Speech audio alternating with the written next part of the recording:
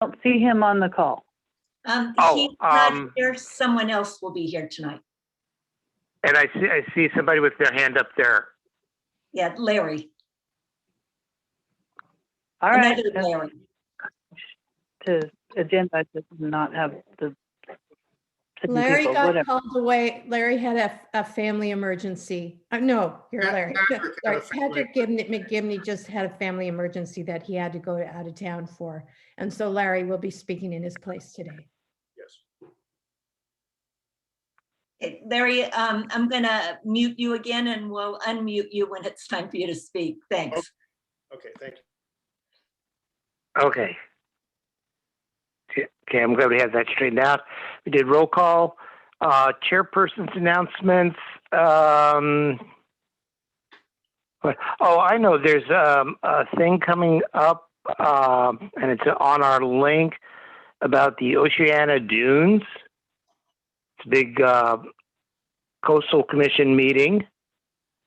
I think the time has come maybe for the Oceana Dunes to go a different direction, but I'm sure other people have different ideas about it. Anyway, it's a meeting coming up. I think it's a Zoom meeting. And I think people in our neighborhood should have put in their comments on it, either for or against, but it is part of our community, the Oceano Dunes, and it's a beautiful place. So that was my announcement. Do any of the members have any announcements to make? I have. This is Julie. Julie? Yes, I just wanted you all to know that I did appeal the Wild Coast Farms project. And when the hearing is, I will ask for all of you to tune in and support the appeal. I am focused specifically on the 2-to-1 offset for the project. I don't think anybody's opposed to, growing, but I do think we all are pretty much in agreement that the 3.5 acre feet offset at 1-to-1 is just not acceptable. So that is the focus of the appeal. And again, when a date gets set for the Board of Supervisors, I'll let you all know. And again, I ask that you support the appeal. Okay, Julie, this is the project out there by the cemetery? Yes, behind the cemetery next to the wastewater treatment facility. Okay, so we know which one it is. Good. Yes, keep us posted on that. Yeah. I will. I'll keep you posted. Another important local issue. Any other members' announcements? I'm on a Zoom meeting right now. Okay, I'm not seeing anybody. This is for public comment for items that are not on the agenda. Anyone from the public have anything they'd like to say? And you can use the raise hand feature. If you have trouble finding that, you can try on a Mac, Option Y. If you're on a Windows, Alt Y. If you're dialing in, *9.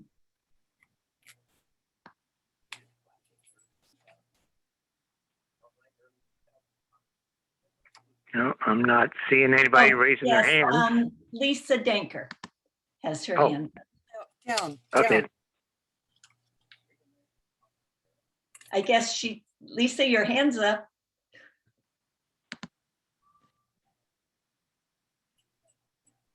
Okay, I'm here. Hi.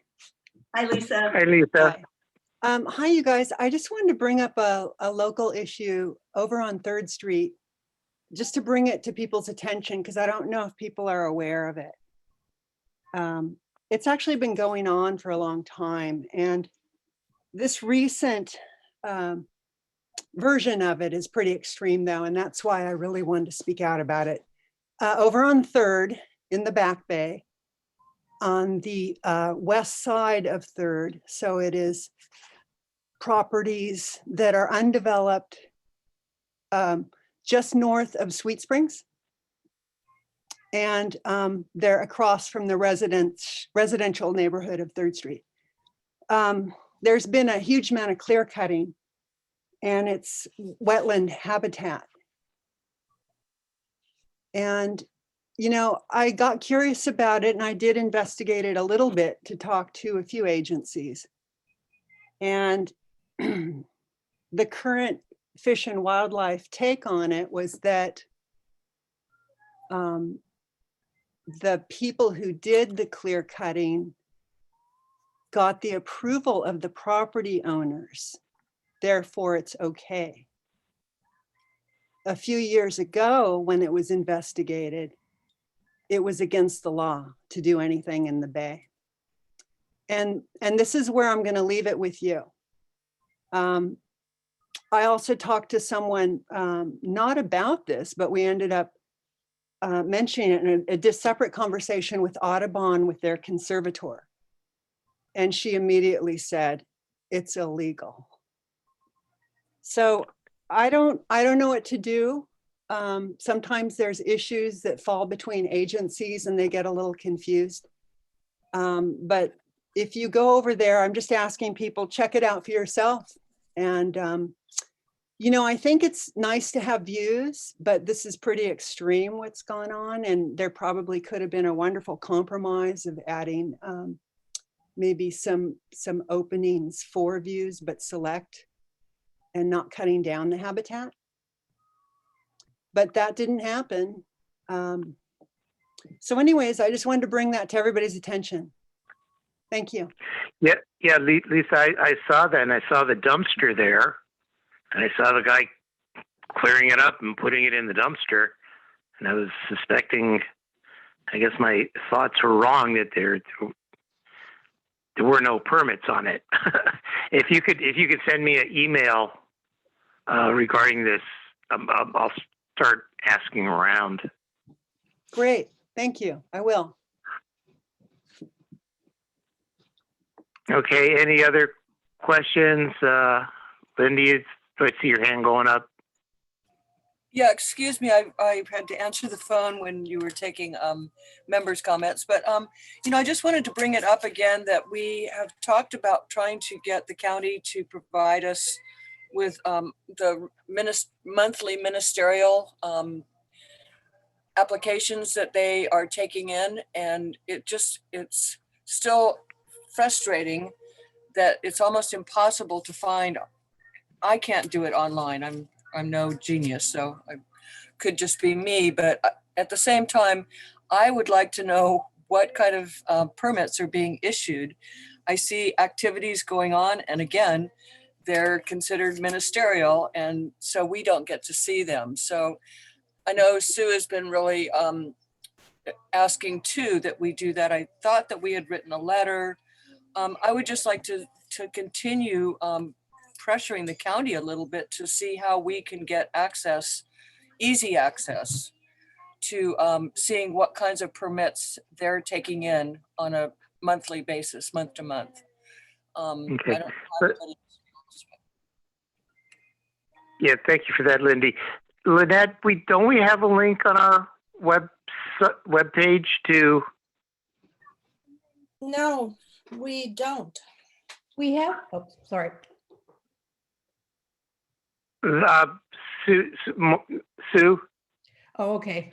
I'll get my, oh no, wrong hand, sorry. Lynette, isn't there's a space for ministerial permits on our website, and we've got the first 6 months of last year. It's on the home page. Do you know what I'm talking about? Yeah, I think I got that from somebody at some point. And we have a link. I believe Julie has it because she announced that she has it. And Lindy, we have a link. All we have to do is look there and find out what's there. Is my understanding of it. Maybe Julie could, maybe I should just defer to Julie at this point. She can tell us what's on it because I know she's been on it. But I was wondering if we could sort of set up a system where one of us, somebody could go on each month and get all the list, and then Lynette could post it in this ministerial permits section of our website, and then everybody would know what was going on. Okay, thanks. Okay. So we don't waste too much time on this. I will look into it, and I'll try to get back to everybody on what we find out of how to do that. Thank you all for that. Thank you. Andrea, Any other? yeah, you have Andrea with her hand up. Andrea, you can unmute yourself.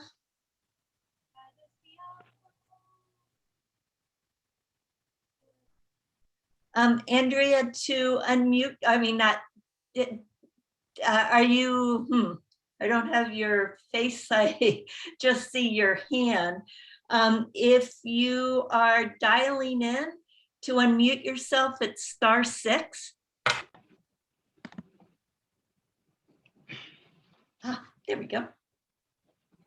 Great, good evening. Sorry about that. My video is not working. My name's Andrea Luker, a 30-year resident of Los Osos. I just wanted to echo Ms. Denker's comments about the mass trimming on 3rd Street. I'm a 5th Street resident, and I've never seen that before. I may have seen a trim, but not to that extent. There's trees with likely a diameter of 7 inches. So I would just encourage, if there is more to do on that, that we follow up on that. Thank you very much. Have a good evening. Okay, thank you, Andrea. Okay, that's public comments. Do we have a approval of minutes from our last meeting? Somebody like to make a motion to approve the minutes? Sue, that's motion. That we approve the minutes from the last meeting. Is there a second? I'll second. Okay, all in favor? Raise your hand. There we go. Thank you. Julie, I see your hands up. Okay. So next, the one thing we have on our agenda today, and I thought it was kind of important, the Los Osos Sustainability Group would like to give a little presentation on the water in our area, the drinking water, well, probably all the water. And I think Larry here, I don't know how to pronounce your last name. Rayo. Larry Rayo will be giving us the presentation. So Larry, the floor is yours. Thank you. And good evening, everybody. And thank you for this opportunity to present to you the concerns of the Los Osos Sustainability Group regarding the Los Osos water basin. I'm Larry Rayo, representing the Los Osos Sustainability Group. We have been a local organization since our formation in 2007, and our main focus has remained the same, the preservation of the only water source our community and our local surroundings depend on, the Los Osos groundwater basin. We are not a group trying to stop growth, not trying to stop the construction of affordable housing or building the dream homes that have been waiting in the pipeline for decades. We believe that our water basin is not currently sustainable and cannot support further growth at this time. We believe that the 3 water purveyors and the current water metrics are in line with our beliefs. Our stance is similar to what we've heard from the purveyors, as Ron Munns, the general manager of the Los Osos Community Services District, says, we are neither pro-growth nor anti-growth. We are pro-sustainable water basin. Or as Charlie Cody, chief operator of the S&T Mutual Water Company, says, until we have a sustainable water basin, we should cease all new development. Mark Zimmer, the general manager of Golden State Water Company, says, quoting from the Basin Plan, quote, the coastal development permit issued for the Los Osos wastewater project requires that the county demonstrate a sustainable basin before the Coastal Commission will allow adoption of the Los Osos community plan. The part of the Basin Plan Mark is quoting refers to Special Condition 6 of the wastewater project coastal development permit, which requires the county to identify appropriate sustainable build-out limits based on conclusive evidence indicating that adequate water is available to support development of such properties without adverse impacts to groundwater and surface water, including wetlands and all related habitats. The Los Osos Community Plan, which has recently been adopted by the County Board of Supervisors, must be certified by the Coastal Commission before new development within the wastewater service area can proceed. And the Coastal Commission has clearly stated in Special Condition 6 that certification requires conclusive evidence of a sustainable water supply for the area, which includes all proposed new development inside and outside the wastewater service area. Obviously, the first step in showing that the basin is sustainable for further development is to show it is sustainable for the current population. This is consistent with the basin plan. The first immediate goal is to stop and or reverse seawater intrusion to the extent possible. The second is to provide a sustainable water supply for the current population. We have 5 concerns related to the Los Osos Community Plan and the county's current efforts to increase development over the basin. First, seawater intrusion continues to move in and destroy the basin based on hard data. The chloride metric and chloride concentrations at several monitoring wells indicate that the seawater intrusion is advancing inland in the lower aquifers, Zone D and Zone E. Therefore, the basin is not sustainable at the present time and may not be for the foreseeable future. More time is needed to see if stopping and reversing seawater intrusion in both lower aquifers long-term is possible. Until then, adding more demand jeopardizes basin sustainability, and doing so is not consistent with the wastewater project coastal development permit or other coastal policies meant to ensure sustainable development. Second, we are concerned that the county is basing build-out limits on unsupported best-case modeling predictions. Modeling has uncertainties, and the basin model has never had an uncertainties analysis done. So we can't be sure how large the uncertainty levels are, but they are likely to be very large. We say this because over the past 15 years, rainfall is 13% less than what is assumed in the model, which translates directly into 13% less yield. Also, the basin plan states that there is at least 5% uncertainty in modeling because 50% of the water use for the basin must be estimated. This includes numerous private non-metered wells located throughout the community. Broderson leach fields are not pushing back seawater intrusion currently, and the future benefits of Broderson remain uncertain. If the Broderson leach fields don't prove effective, it will have significant adverse impact on sustainable yield. And the list goes on. The model predicts what is called the maximum sustainable or safe yield, a theoretical increase in basin yield to support build out when all basin plan programs are in place. Basin programs include all conservation, recycled water use, and infrastructure programs. However, this theoretical yield is a best case scenario and doesn't adequately factor uncertainty. We will be lucky if the basin plan programs achieve a sustainable basin for the current population. Third, we are concerned that the county is implementing a growth management ordinance to enact the Los Osos Community Plan, which sets a rate of new development for the next 20 years. However, the rate is not supported by hard data showing the rate is sustainable. And though it starts out at 1.3% per year, the rate can be increased based on the supervisor's interpretation of vague and discretionary criteria. The Los Osos Community Plan lets the Board of Supervisors interpret the data almost any way it chooses. And under some conditions, the board won't even have to consider data or make sure development stays within the growth rate and build-out limits. The Los Osos Community Plan exempts all residential and non-residential development from growth rate restrictions, and we believe from build-out limits if applications were submitted prior to December 15th of last year. That's when they adopted the plan. Fourth, we are concerned that the county is continuing to approve new homes outside the wastewater service area using a Title 19 ordinance, despite seawater intrusion.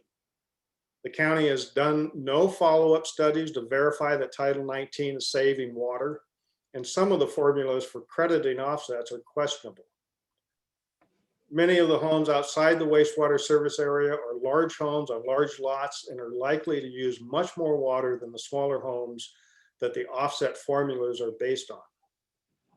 Furthermore, conservation being used to approve new homes is needed to stop seawater intrusion and/or for emergencies such as severe droughts, earthquakes, or the possibility of seawater intrusion in Zone E, which was last measured in 2013 near the commercial area and will contaminate major supply wells in Zone D.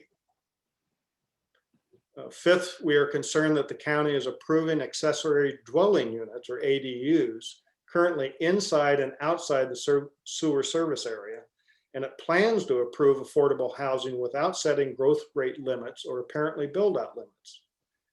Initially, this exempt housing is being approved with a Title 19 requirement, but the Los Osos Community Plan allows the county to remove that requirement based on Board of Supervisor discretion. The bottom line is that none of the new development in the county is proposing and improving is based on conclusive evidence of a sustainable water supply. To assure the sustainability of the basin and the community resources and habitat that depend on the basin, decisions to add development must be based on conclusive evidence that we have a sustainable water supply. We only have one basin, and we have to make sure it lasts because we don't know what the future holds with the major impacts the basin is undergoing, with shifts in well locations, unknown recharge effects from the Broderson and leach fields, nitrate issues, and climate change. Nitrates are entering the basin and threatening some wells, and nitrate concentrations have increased in the upper aquifer since the wastewater project went in. And making use of the upper aquifer with nitrate treatment and blending is less economically viable. Some of the nitrates are likely coming from portions of the community still using septic systems. The Basin Management Committee will play a big role in determining a sustainable basin and preventing unsustainable development in the future.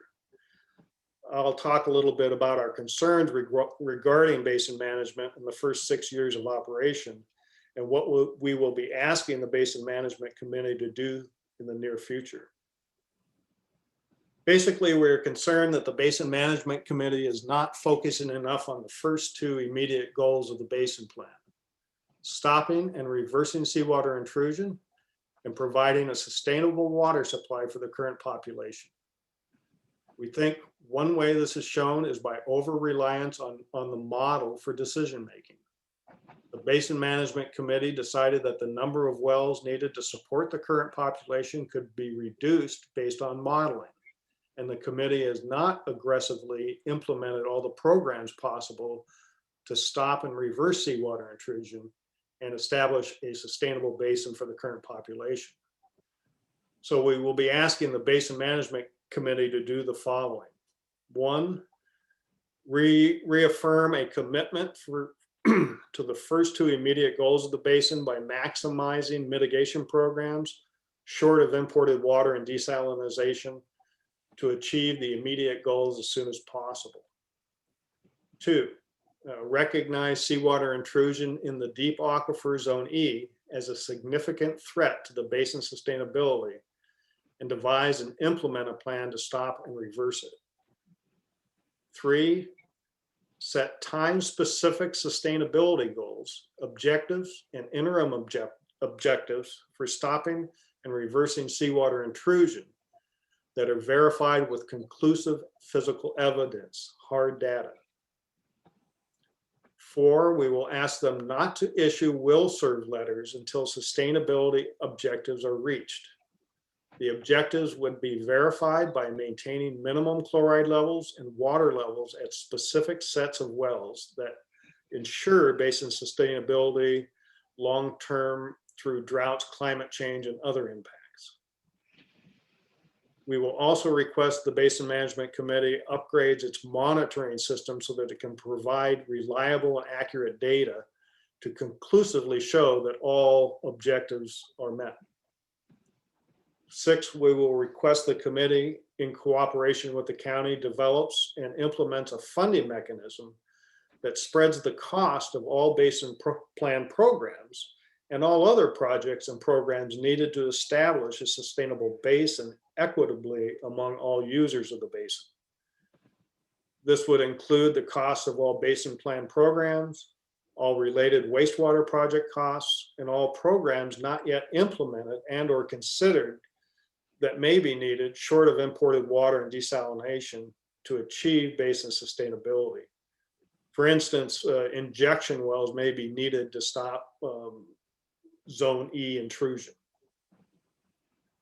We will also request the committee negotiates and implements a basin-wide conservation program in cooperation with the county that require all users of the basin to meter and report water use and to participate in a basin-wide conservation program. We will request the committee has the basin model peer reviewed by a neutral third-party expert and that the model is fully updated and has thorough uncertainties analysis. 9, we will request the committee has Cleith Harris geologists, the Basin Management Committee's main consultant, run modeling scenarios in which Broadest and leach fields are non-operational and pushing back seawater, and the 15-year average rainfall of 15.1 inches is used to predict sustainable yields rather than the 17.5 inches that they're currently using. We also suggest that the Basin Management Committee revises the definition of sustainable yield. Currently, it allows seawater intrusion to move further into the basin. The definition is not consistent with accepted definitions, which a yield that results in no undesirable effects. The Basin Plan recognizes that bold and decisive actions are needed to stop and reverse seawater intrusion so that we have a sustainable basin. However, in the past 6 years, the Basin Management Committee has implemented only a few of the mitigation measures provided for in the basin. We're asking the Basin Management Committee to follow through on its goals and promises, including aggressively implementing programs and spreading costs equitably. Doing so, we believe, will provide the most reliable, cost-effective water supply possible in our area. And we ask for your support. Thank you very much. Okay, Larry, thank you very much. That's very informative. I would like to open this up for questions, just in case some people have some questions. First, I'd like to do that between board members. Do any board members have questions about this? Can you unmute Keith Weimer also, because he's with me and he will help answer some of these questions? Oh, sure. Sure, we can unmute Keith. Thanks. Okay. Lindy, I see your hands up. You're muted. Unmute yourself, Lindy. Okay, can you hear me? Yeah, we can hear you. Okay. I thank you for the presentation. That really condensed a lot of information as to what the basin management has been able to accomplish. And I too have the same concern that we're jumping in a little early with development, and it just doesn't make sense to me to run the basin further out of water where we cannot come up with a better supply in the future for those that live here and the future. But I wonder the complications of getting the outside of the prohibition area to be included in sharing the costs and cleanup of the pollution from the septic tanks. There's certainly do pollute also. Is there any idea how complicated that is? Because I know even the idea of putting quantity meters on private wells, which there's about 500 of them, or we think, we don't even know. If some of those legal challenges are something that need to be dealt with from the Basin Management Group. So that's one question. What do you think, Keith? Well, what we are requesting of the Basin Management Committee, can everybody hear me? Mm-hmm. Yes. Okay. What we are requesting is actually some of the items that were included in the Basin Plan. So when we talk about spreading costs, the Basin Plan did include that. In fact, they included it as a goal, one of the goals they have at the beginning of the plan. They also speak in terms of spreading or including a basin-wide conservation program that the county will operate. The county, by the wastewater permit, wastewater project permit in 2010, was required to implement a conservation program for the prohibition zone. And the Basin Plan actually was supposed to build on that. The county would spend the $5 million that they were required to spend on it. And then there would be another $500,000 that would be directed towards conservation outside the prohibition zone. There's also mention and at least a description of the way the county would implement, possibly implement not a conservation, but an ordinance that would require all private well owners to report water use. So what we're doing is simply saying that if the county can implement that ordinance, they can also implement a conservation ordinance for the entire basin. And regarding the idea that it may be difficult and legally challenging, yeah, it probably will be, but I know the Basin Plan started out promising people that were in the prohibition zone that they would spread cost and they would make that effort. And in the stipulated judgment, that is the agreement that controls the parties, the Basin Management Committee members, it lays out a process for the county to, through the Flood Control and Conservation District, to create a zone of benefit for the entire area. And then the Basin Management Committee would be part of that zone of benefit. It also says that there's an urgency in that, and the stipulated judgment says that should happen right away. So all we're doing is going back and looking at what was put together and what was promised and what was believed to be the best way to proceed when they put the Basin Plan together. And we're putting that together. Now, the other thing we are adding to this is that we are saying, based on the zone of benefit, we are saying that everybody who uses water from the basin is also benefiting from having a clean and sustainable water supply. So when it comes to nitrates, that is part of a sustainable basin. Everybody derives a benefit from nitrate remediation. So it's just a matter of how you,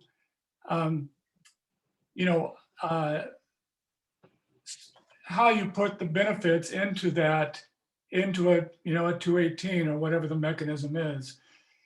And I think if it's done properly, because there will be a lot of people in the prohibition zone that will, I am sure, like to see costs shared a little bit, especially with the basin plan and some of the wastewater project cost. I believe that fairness issue will drive the process. And I think that 218 will go through, and we're hoping it will. Okay, thank you, Keith. Lindy, I hope that answered your question there. Was there anybody else on the board that had a question or wanted to make a statement? Or I have some questions. This is Julie. yeah, okay, Julie, go ahead. Was wondering, because thank you for the presentation. I didn't hear you speak specifically to some of the things that are hot buttons with me. One of them is the deployment of the wastewater and how much is going to sea pines and dryland farmers. I don't hear you guys, you know, at the Basin Management Committee telling them to send a message back to the county that these are improper uses of the wastewater. Maybe you'll address that. Should I wait and get an answer and then ask a next question, or should I just keep going? Well, Julie, why don't you put all your questions out there and then they can. Okay. So I understand that your committee has appealed the accessory dwelling units. There's a handful of them, 8, now 7 at the Coastal Commission. What my concern is, you know, that's minimal water use. And again, I didn't hear you guys when Wild Coast Farms went through. And it's the same basin, but much more water than those accessory dwelling units would ever possibly use. A very hot button with me, and I've been clamoring this for 20 years with the Los Osos CSD, is the use of the Palisades well. They continue to pump from there because it's the cheapest. And, you know, if Keith's talking about zone of benefit, just because that's the cheapest water doesn't benefit the basin. There is a ordinance over the basin, and it is Title 19. Anyone who wants to do any development in it over the basin has to comply with Title 19. Now, if you want Title 19 amended to be something stronger, I'd love to hear some ideas on that.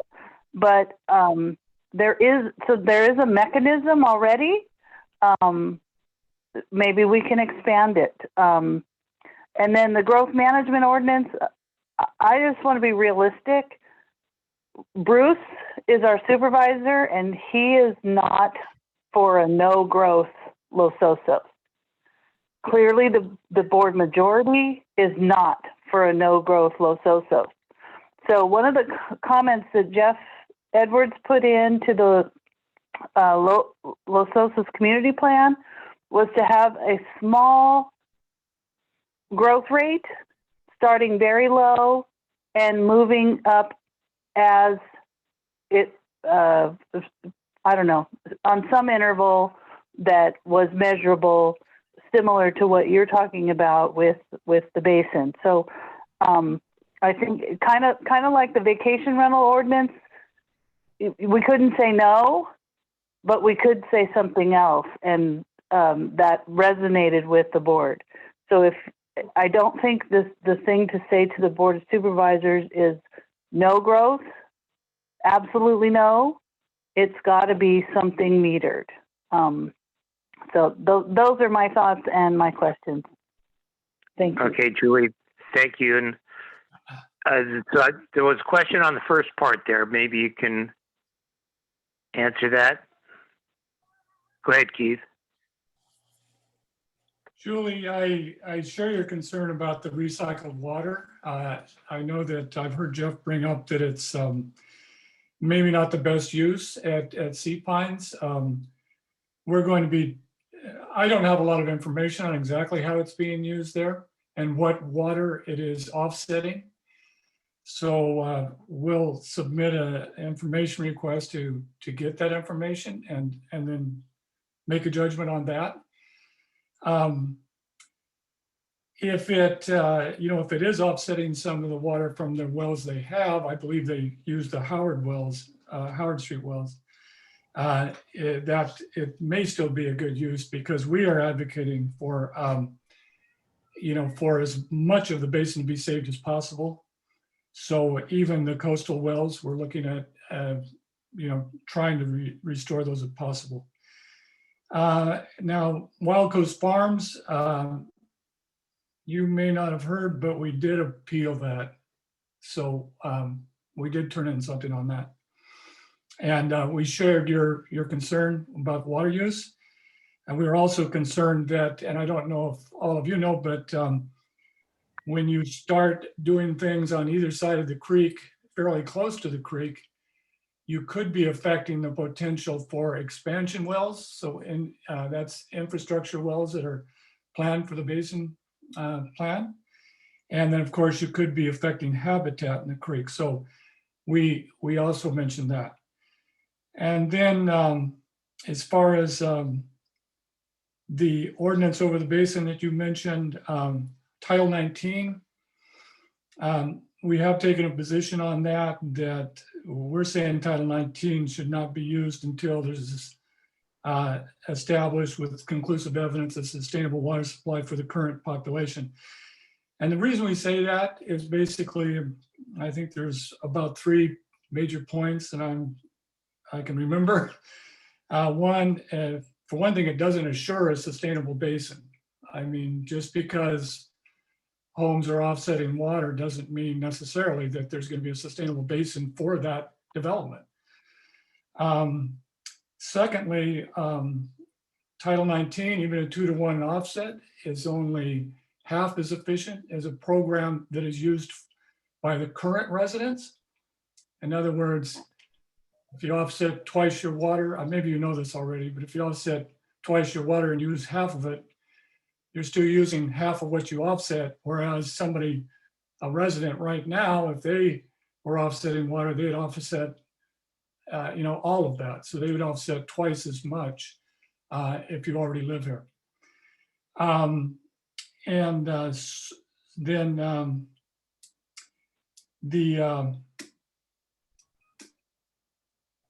the other reason is, and I'm not thinking of the third reason we have, but I know, is that when the County Planning Commission figured out how much they believed was available in terms of remaining conservation potential, they simply made a ballpark estimate based on the conservation program and some ballpark estimates that were provided in 2017. And those were never meant to be cumulative. They were just, when I talked to Rob Miller about that, who put those together, he said those are very, very ballpark. We don't have an official number of how much conservation is left. When you start using conservation, when it gets down to the amount we have left, it starts doing what they call hardening demand. In other words, that flexibility that you might have with an emergency conservation program, let's say a well goes out or 2 wells go out, or, suddenly you have seawater intrusion, you got to deal with something because it's knocking out a couple of wells, or earthquake or anything else. You need to have a certain amount of emergency conservation. So we're saying that Title 19 could be using the emergency amount that's needed by the current population, and it needs to be reviewed. We're also saying that nobody's ever done a follow-up study on Title 19, so we don't know how beneficial it really is. Is it really saving water overall if you look at it 2 or 3 years down the road? As far as the growth management ordinance, I hear what you're saying. about the current Board of Supervisors. I think that what we're looking at is what the Coastal Commission has said, that we need conclusive evidence. I have been working on this basin a long time. Most of you or some of you know that. And we have a lot invested in this basin, and we have a lot invested and a lot at stake because we don't know if there will be another water supply. But we are spending a lot of money to get this basin sustainable. And I think what we have to do is just say, when there is hard evidence that the basin plan programs, mitigation programs are having the intended benefit, when we can see through, established objectives and the achievement of those objectives, that seawater intrusion is moving to a certain point over a certain period of time, we can assume then that we possibly have some additional water. It needs to be set up that way. We cannot rely on the model. People can, you can be very optimistic when you're modeling. We need to have something very, very reality-based. Okay, thank you, Keith. I think you've covered all that. Anybody else on the board with questions Yes, or inquiries? Lynette, there you are. Hi. thanks. Hi, thank you for the presentation. I was just wondering if you had followed more on the Basin Management Committee than I have. They were talking about doing a different kind of modeling. They'd have to spend quite a bit of money to do it. Did they follow through with that or did they not? And my other question is, since there are 4 entities that pay to make the Basin Management Committee happen, each water purveyor and the county, when you talk about spreading the cost equitably using a 218 vote across the entire basin, those are the Basin Management Committee is the only, I don't know, entity that could pay to make a lawsuit or a case for a 218 happens. So spreading equitably would happen after something like that passed. I mean, I'm trying to figure out how it would happen and who would pay for it. Thanks. Okay. Keith or Larry? Well, what was your first question? I'm sorry, Lynette. What was the? Oh, that's okay. Did the Basin Management Committee follow through with getting better modeling? They were talking about it and I don't know if they ever followed through. Yeah, our position on that, and you're right, it's called the transient model. It is different from what is being used, which is called a steady state model. The steady state model really has no time specific outcomes that it's predicting.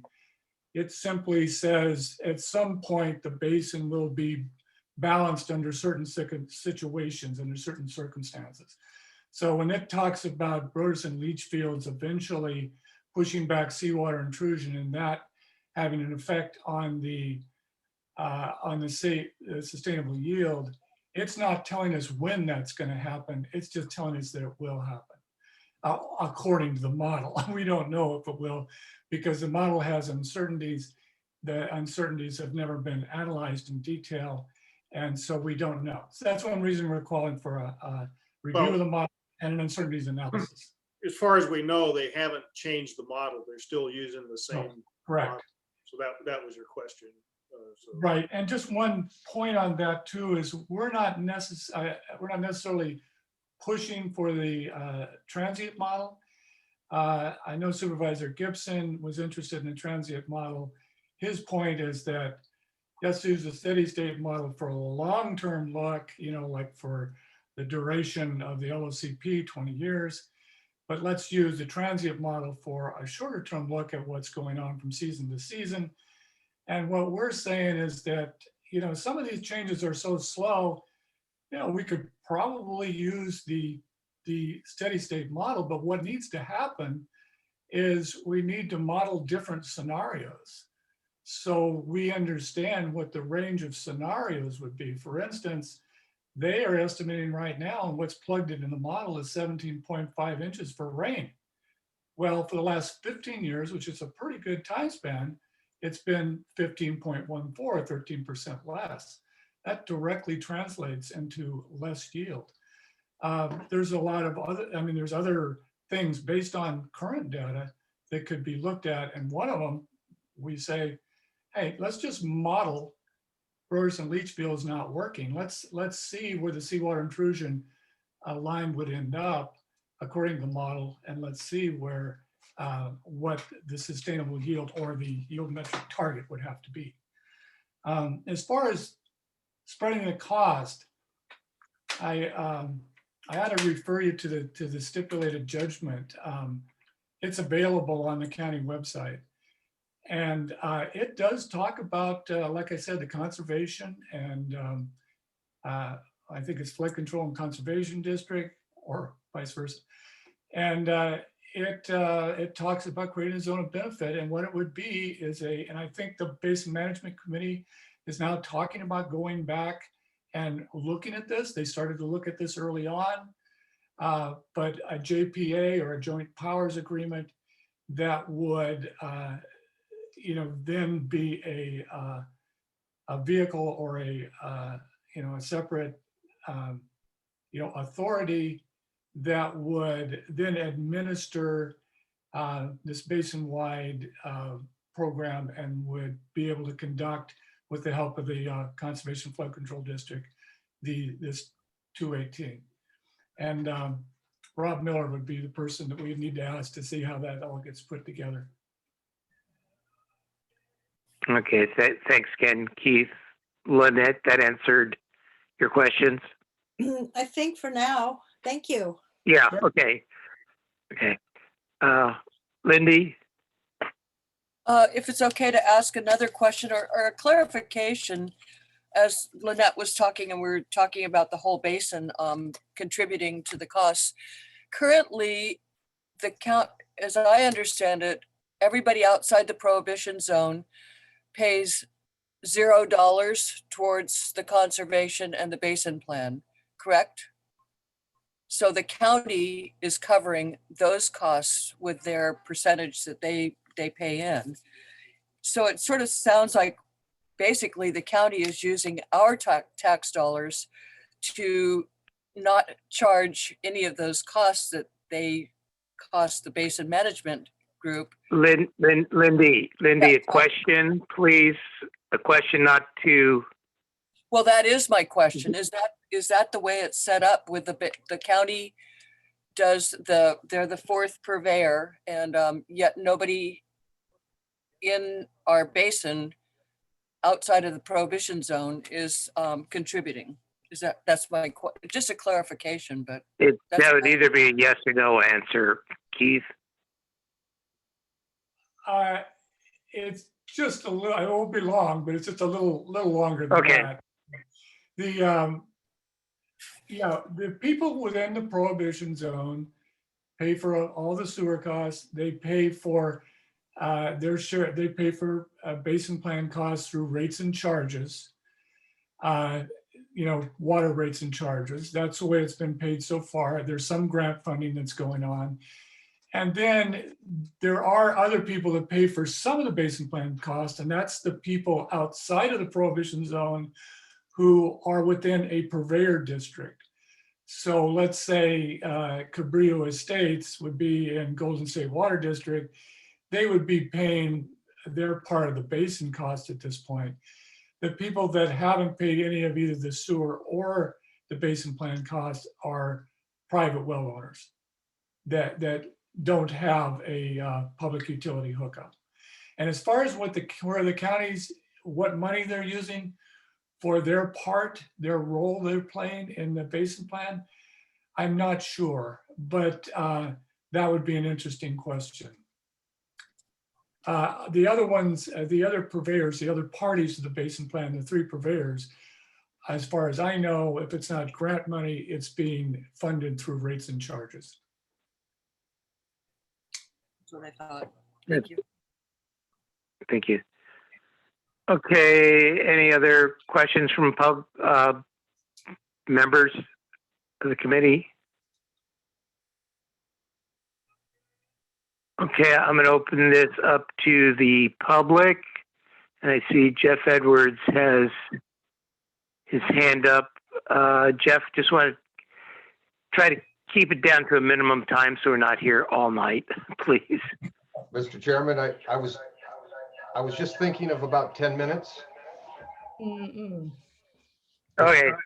I'm teasing. Yes. Thank you, Larry, for the presentation. That was well done. Do you have a copy of that on your website, or where would one? You had some bullet points, the concerns. I think there were 5 concerns and 9 or 10 other recommendations. Are those available? Well, this is being recorded, and this recording will be So available on the. You don't have it in writing where you could distribute it, perhaps? That's fine. That's fine. I guess, your group formed in 2007, and the Basin Management Committee has been meeting since about 2015. I attend pretty much all the Basin Management Committee meetings, whether in person or now virtual. I really haven't heard a lot of your input over the last 5 years from the sustainability group, that is. And it's unfortunate because the Basin Management Committee has been in a formative stage for all these years, and certainly would, I know they'd like to get your comments from your presentation, Larry. Couple clarifications that I think were recommendations relative to the BMC. One of them was no more will serve letters, and the BMC, that's not their purview. So it's up to the individual members that actually issue the will serve letters. Also, the BMC has no land use authority, so they really have almost nothing to say about development projects or any kind of residential or commercial development. So with that said, I wanted to go over some of your concerns, the 5 concerns you had. And Julie mentioned the Palisades well. And as you may know, that's a CSD well. I haven't really heard anybody from the sustainability group, or anybody else for that matter, insisting that the CSD stop pumping that well. Because if you look at the monitoring wells, I think you'll find that the Palisades well and its continued pumping is complicit with that seawater intrusion issue that you've alluded to. So I'd like to see the sustainability group get a little more involved there. And then the Broderson site, there was reference to that, but I wanted to make it clear to everyone why Broderson is so important. And the fact is that there's a large clay aquitard separating Zone C from Zones D and E. And Broderson is discharging on the upside of that clay lens. The problem is not enough water is going to Broderson to push through the clay lens and actually get into the lower aquifer, the lower confines, and perhaps have the kind of seawater intrusion mitigation effects we all intended. So I urge the sustainability group to lobby Bruce Gibson and the wastewater facility management to shift that water to Broderson. It's not well deployed at Sea Pines, has no seawater intrusion mitigation. Then I'd like to talk a little bit about the conservation plan, Title 19 plumbing retrofit program. There's an extensive database that the County Public Works Department has on Title 19. They've managed it actually quite well since 2008, 9, I want to say. So there's over 10 years worth of data. And I think at the 2-to-1 ratio, you're going to find that it saves a lot of water. Moreover, the question came up about, well, how much more conservation is there? And Rob Miller did an analysis. There's anywhere from 250 to 350 acre feet of additional conservation. And this is in large part simply by replacing the thousands of old dinosaur 1.6 gallon per flush toilets that are out there. There are literally thousands. not to mention the 2.5 gallon per minute shower heads. So this is a good program that's going to survive the Los Osos community plan. It's included. It's not going anywhere. And I think if we want to take it up a notch, let's do a Title 19 2.0 or 3.0, but it's very important. And then I'll just close, Mr. Chairman, by questioning the sustainability group. They were not involved at all in the discussion about Wild Coast Farms, and they don't have standing, so I don't know how they can be an appellant. It's unfortunate, but the sustainability group, in my opinion, my humble opinion, is a little bit Johnny too late on some of these real important issues. And I would urge them to get involved more early on so that they can really get a handle on what's happening. I think they're just a bit removed. Thank you for your patience. I appreciate the chance to speak, and everybody have a nice evening. Okay, thank you, Jeff. Okay, anybody else have their hand up? Or Robin, you see anybody? I don't see anyone jumping up and down or. I see no raised hands. As a reminder, folks, to raise your hand, Option Y on the Mac, Alt Y on Windows. If you're phoning or dialing in, *9. And also if you're phoning in, it's *6 to mute, unmute when you get the prompt. Okay. Keith and Larry, in closing here, I would like to post on our web page, contact information, so people can get in touch with your group and to find out more information or help support your group in some way. I do believe this is an important issue for our community. And the more we get our community educated on this, I think the better understanding people will have with what's going on. Great. We do have a webpage at thelosg.com.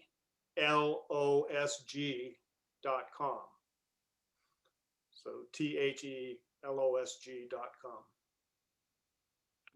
Lynette, are you taking notes? Yes. Thank you. Thank you. On that page somewhere, we do have an email too, so you can contact us that way and we can answer a question or, something like that. We'll try to put up any documents we might have referred to that aren't already up there. And we will be presenting to the, to the entire LOCAC at sometime this month. So if there's anything you want to see at that point, or questions you may have, and that you develop in the interim, you can contact us. Okay, that sounds great. Looking forward to your presentation again. And hope again to get the word out. The more people that, whether they agree with it or not is one thing, but at least if they understand it and see what the issues are, that's the important thing. Well, so again, we appreciate you guys having us and hosting this. It's Definitely glad to get our word, what we're trying to do out there. We appreciate it very much. Well, good. Thank you all. So did any board members or anything else? It says here on my sheet of paper, adjourn the meeting. I'm not seeing anybody, not seeing any raised hands or anything. Okay. Well, thank you all for coming to the meeting tonight. We're doing this again next month, not next Monday, next month on the first Monday at 7 o'clock. I'm sure we'll have a few items on the agenda there. So everybody be safe. Have a good evening, and we'll see you next time. right. Thank you all. Thanks. Good night. Thank you, Night. Keith and Larry. Thank you. Good night.